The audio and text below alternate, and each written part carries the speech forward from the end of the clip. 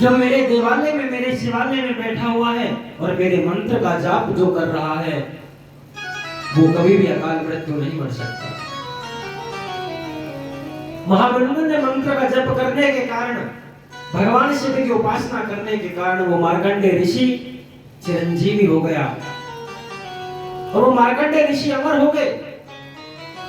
आज उन मार्कंडेय ऋषि की कथाएं इन पुराणों में आती हैं। मात्र उन्होंने भगवान शिव के महामृत्युंजय मंत्र का जप किया था। और आज भी बहुत बड़ा विशाल मंदिर मार्कंडेय ऋषि का बना हुआ है। आप कुरुक्षेत्र से अम्बाला के लिए जाओगे तो मात्र 20 किलोमीटर आगे चल करके एक गांव है, उसके अंदर मार्कंडेय ऋषि का वो मंदिर अभी बना हुआ है, जहां मार्कंडेय ऋषि ने तपस्या की थी।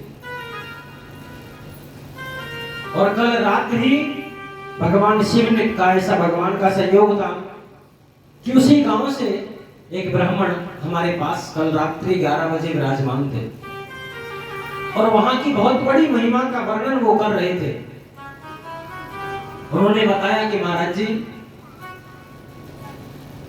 2003-4 में एक बार रेलवे ट्रैक पर किसी ने बम रख दिया था और उन्होंने बताया कि वो बम जो था लगभग 50 किलोग्राम, उसके अंदर वो क्या होता है, क्या बोलते हैं,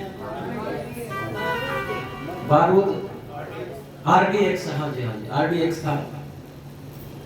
लेकिन भगवान की ऐसी कृपा हुई कि जैसे ही वो रेल उसके ऊपर चढ़ने ही वाली थी, अकस्मात धरती के अंदर इतना गहरा गड्ढा हुआ और वो पूरा का पूरा बम फट करके धरती में समा गया।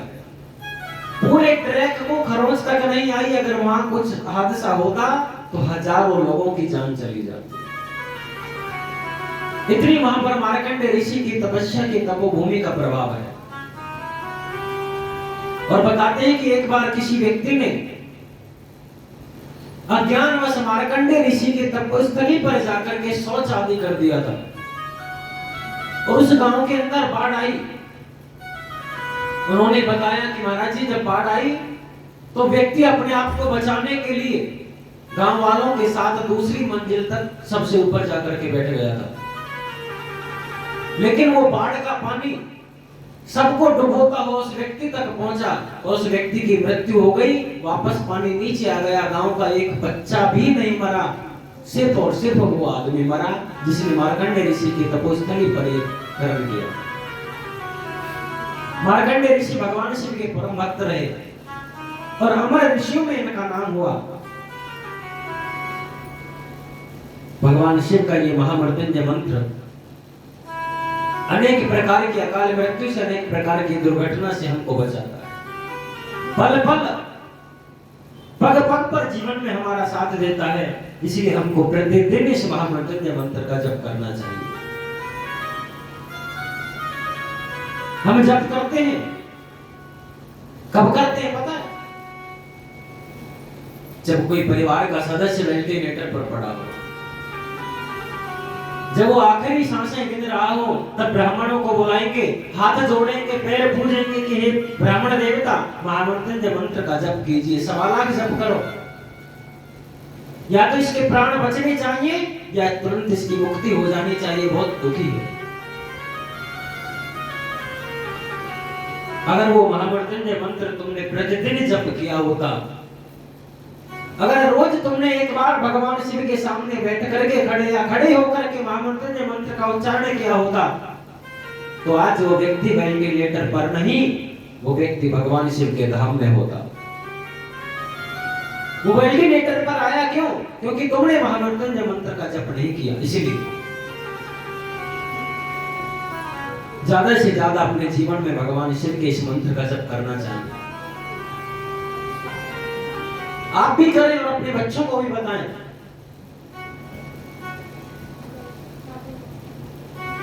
आपके बच्चे स्कूल जाते हैं, कॉलेज जाते हैं, अच्छी बात है। पढ़ाई करनी कोई बुरी बात नहीं है, विद्या ग्रहण करनी चाहिए, शिक्षित होना जरूरी है। लेकिन शिक्षा के साथ साथ अध्यात्म उससे ज्यादा जरूरी है। स्कूल कॉलेज जाने वाले छोटे छोटे बच्चों को बताएं कि वो प्रतिदिन स्कूल जाने से पहले भगवान शिव के मंदिर में जाएं। ज्यादा उनके पास समय नहीं है तो कम से कम 1 लोटा जल लेकर के जाएं और भगवान शिव को उस जल से बड़े आनंद के साथ धीरे धीरे धीरे धीरे श्रद्धा के साथ अभिषेक करें। 24 घंटे की दिनचर्या के अंदर 2 मिनट या 3 मिनट का समय निकाल करके भगवान शिव के सामने खड़े होकर के कम से कम 5 बार महामृत्युंजय मंत्र का जाप करें। माताएं बहनें सोचती होंगी कि ये 5-10 मिनट इनके क्यों खराब करे, स्कूल में जाएगा, कुछ पढ़ेगा, जल्दी पहुंचेगा, प्रेयर में जाएगा। लेकिन मैं विश्वास के साथ कहता हूं कि आज जो 5-10 मिनट आप सोचते हैं कि हम ये खराब कर रहे हैं, ये 5-10 मिनट उसके जीवन के हर एक मिनट में उसका साथ देंगे और जीवन के हर एक विपत्ति काल में, दुख के समय में उस बच्चे के पास खड़े रहेंगे। भगवान शिव की कृपा उसके ऊपर छत्र छाया बनकर के उसके साथ चलेगी। इसलिए ज्यादा से ज्यादा हमें अपने छोटे छोटे बच्चों को भगवान के पूजा पाठ के बारे में बताना चाहिए, भगवान राम के बारे में बताना चाहिए, भगवान कृष्ण के बारे में बताना चाहिए, भगवान शिव के बारे में बताना चाहिए। आजकल के बच्चों को संस्कार मिलते नहीं। आजकल के बच्चे क्यों खराब हो रहे हैं? रामायण उन्होंने पढ़ा नहीं, भागवत उन्होंने पढ़ा नहीं, शिव पुराण उन्होंने पढ़ा नहीं, महाभारत उन्होंने पढ़ा नहीं।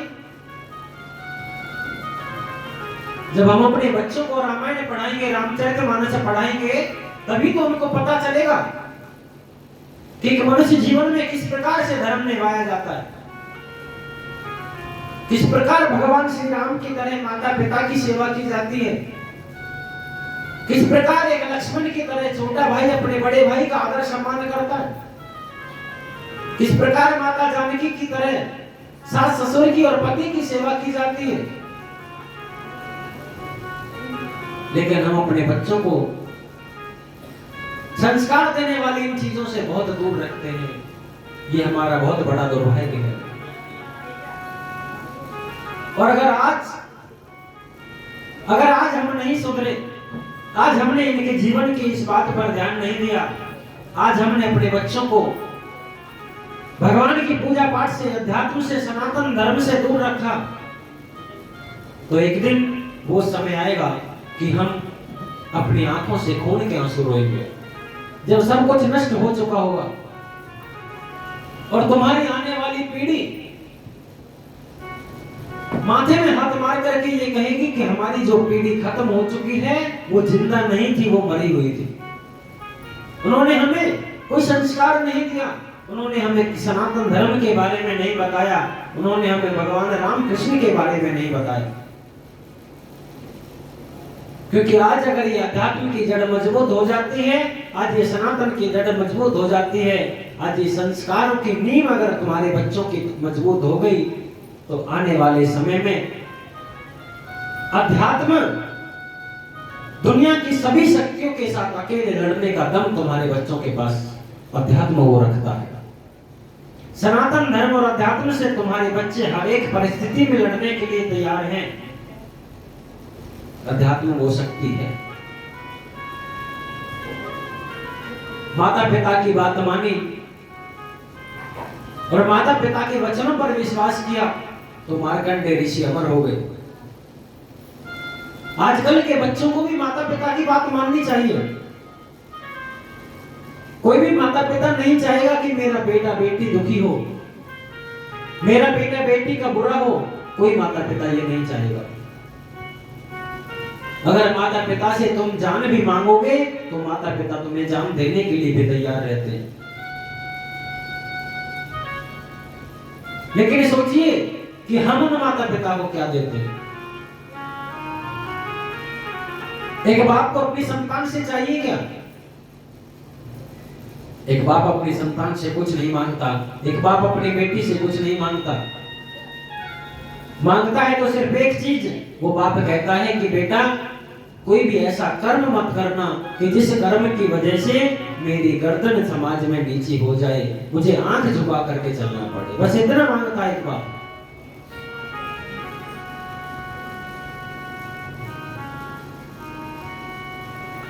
पढ़ा लिखा कर बड़ा कर देते हैं, 2-4 इंग्लिश के शब्द पढ़ना जान लेते हैं, 2-4 साइंस के शब्द जान लेते हैं, और जब माता पिता कुछ कहते हैं तो जवाब देते हैं कि तुमने हमारे लिए किया ही क्या है? अरे हमारी जिंदगी हम अपनी तरह से जीने दो, हमारी जिंदगी में दखल अंदाज मत करो।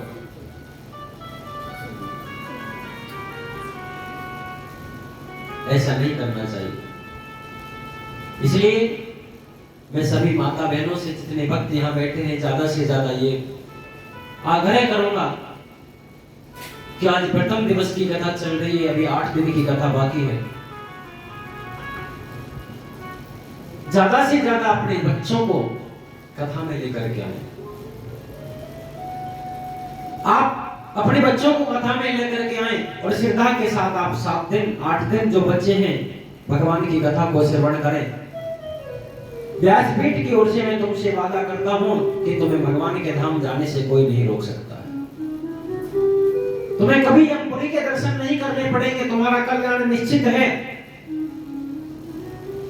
और आज तक जाने अनजाने में तुमने जो भी पाप कर्म किए हैं, भगवान शिव की कथा कहती है कि भगवान शिव महापुराण की कथा सुनने मात्र से उस व्यक्ति के सभी पाप कर्म नष्ट हो जाते हैं।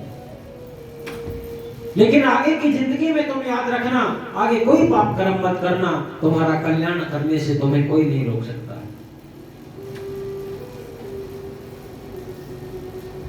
कल से सभी भक्त समय पर पहुंचे। आज प्रथम दिवस था, इसलिए थोड़ी देरी से कथा शुरू हुई। और आज के लिए तो हम भी आपसे कुछ नहीं कहेंगे, लेकिन कल के लिए आग्रह करेंगे। पुनः हाथ जोड़ करके निवेदन है, सभी माताएं बहनें कल 3 बजे सही कथा पांडाल में पहुंच जाएं। आप समय से आएंगे तो आपको समय से यहां से विश्राम दे करके छोड़ दिया जाएगा। क्यों? अगर आप समय से नहीं आएंगे तो कथाएं बीच में रह जाएंगे, हमें भी भगवान की कथा कहने में आनंद नहीं आएगा।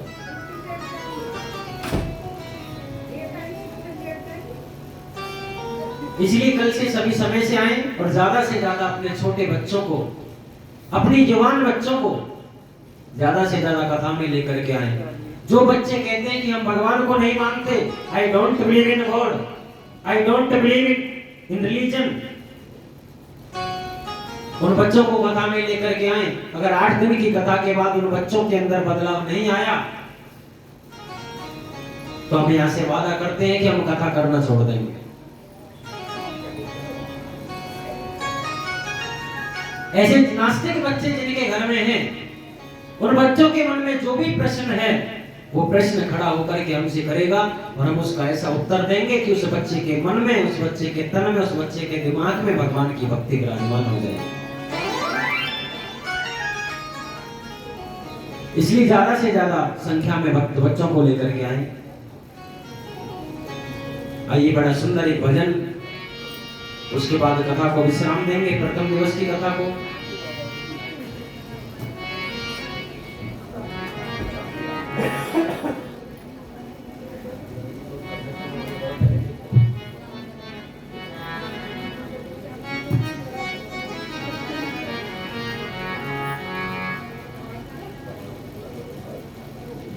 बोलिए शंकर भगवान की जय।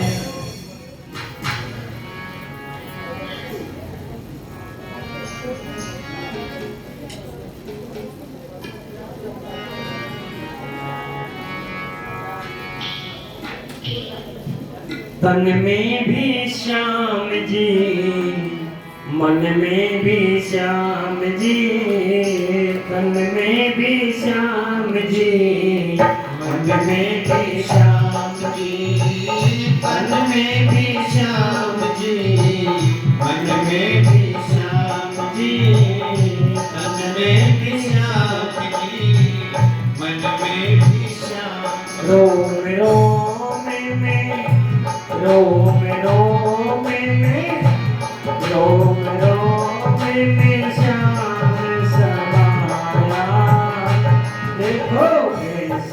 श्याम तेरी माया, रोम रोम में श्याम समाया,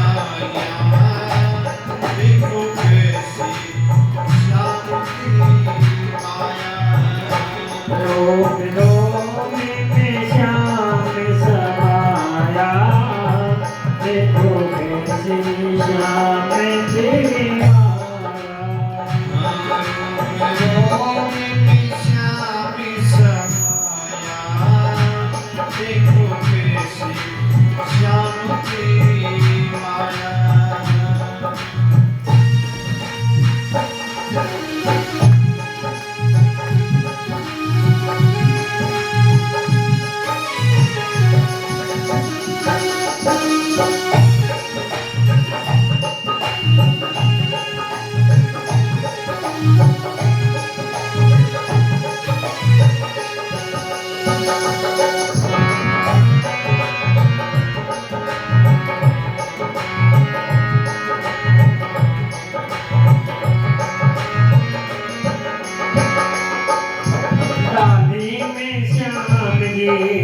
पत्ते में श्याम जी, डाली में श्याम जी, पत्ते में श्याम जी, डाली में श्याम जी, पत्ते में श्याम जी, डाली में श्याम जी, पत्ते में श्याम, पूरी बगिया में, पूरी बगिया में, पूरी बगिया में श्याम समाया, देखो कैसी श्याम तेरी माया, पूरी बगिया में श्याम समाया, देखो कैसी श्याम तेरी माया, रोम रोम में श्याम समाया, देखो कैसी श्याम तेरी माया।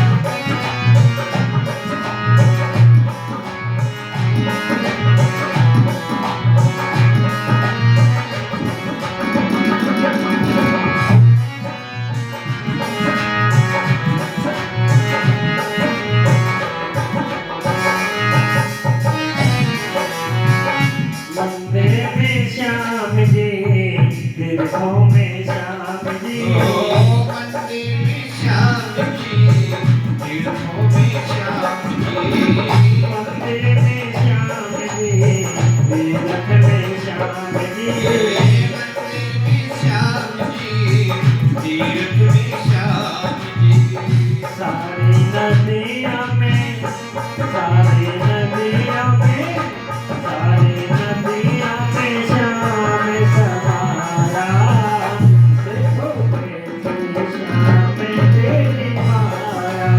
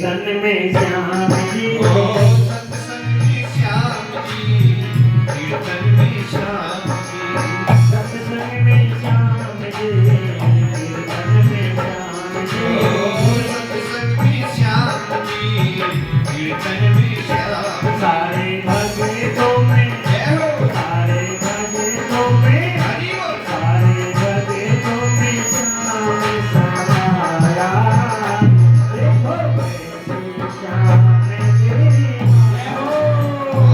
हरि भक्तों में श्याम समाया देखो कैसे श्याम की माया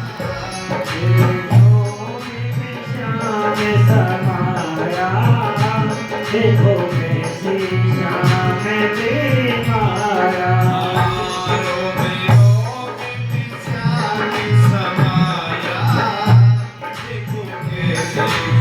श्याम तेरी माया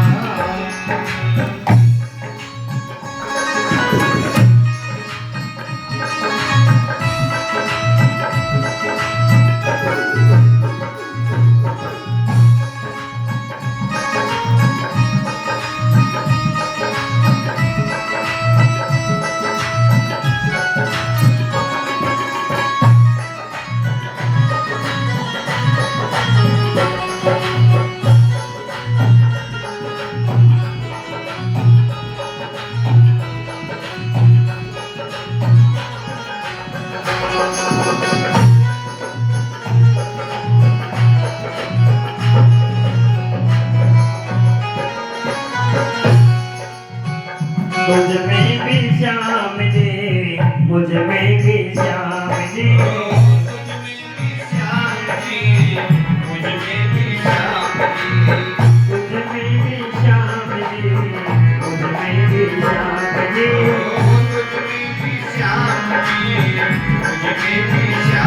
हमें सब में ही हमें सब में ही हमें सब में ही श्याम समा